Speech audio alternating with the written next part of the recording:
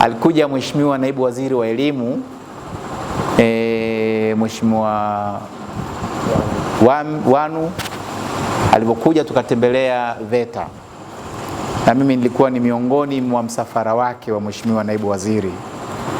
Kwa kweli yale matembezi ya Naibu Waziri, kuona VETA, kuona wale vijana, kusikia historia, vijana wako pale ndani, wengine wamechukuliwa na nchi za nje, wengine watu wa mataifa mengine yanasoma pale.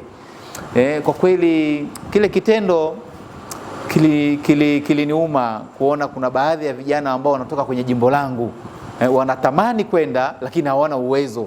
Mimi kama mbunge nifanye nini kwa beba wa vijana? Pale mbele ya Mheshimiwa Naibu Waziri nikapata mawazo, nikamnongoneza Mheshimiwa Waziri, bwana, mimi naomba niunge serikali kwa kuwasomesha vijana 10. Lakini kama alivyosema katibu wangu, baada ya kupokea maombi yale yakawa mengi, mkafika zaidi ya 30.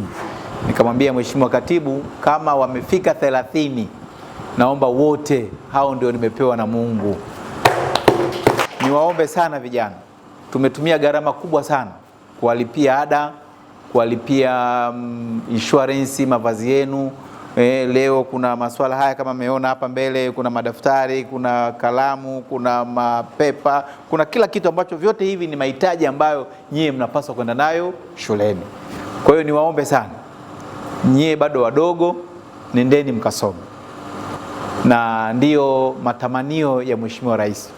Matamanio ya Mheshimiwa Rais na maelekezo yake ni kila mwananchi, kila Mtanzania mwenye nafasi ya kusoma aende akasome. Na ndio maana mnajua elimu bure. Lakini hii swala la VETA, nataka niwaambie, VETA watu wengi wameiona kama vile kuidharau, kama vile sio shule fulani hivi, sio kitu cha muhimu sana. Lakini mkumbuke sasa hivi kwa maelekezo ya Mheshimiwa Rais imewekwa kwenye mtaala elimu kwa vitendo.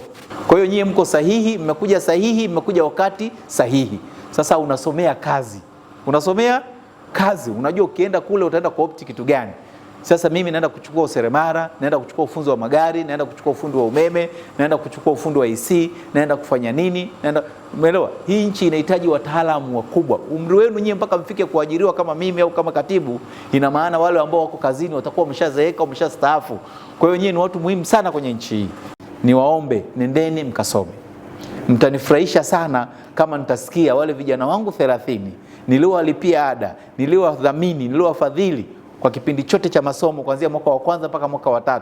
Leo hii wengine wako Shinyanga, wengine wako Canada, wengine wako Uingereza, wengine wako Mwanza, wote ni wataalamu. Mtanipa faraja kubwa sana.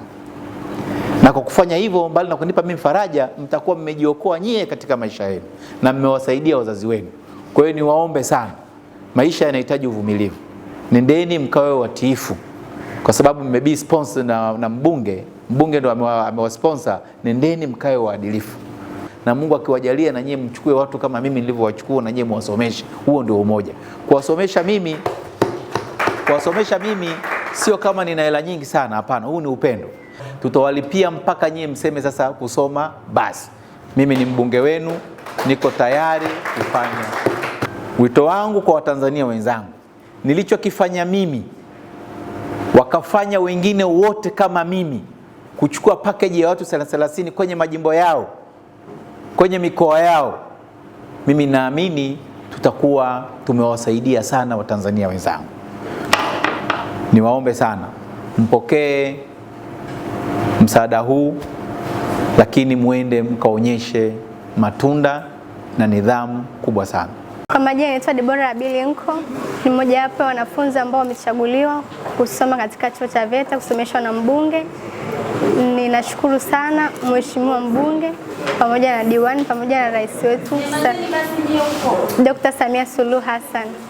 Tunashukuru sana kwa msaada huu, maana pengine sisi tusingeweza kusoma, lakini Mheshimiwa mbunge tunakushukuru sana kwa sababu umetupigisha hatua. Hatutaka tukusahau katika maisha yetu, maana tulishindwa, ila wewe umekuja kutuwezesha.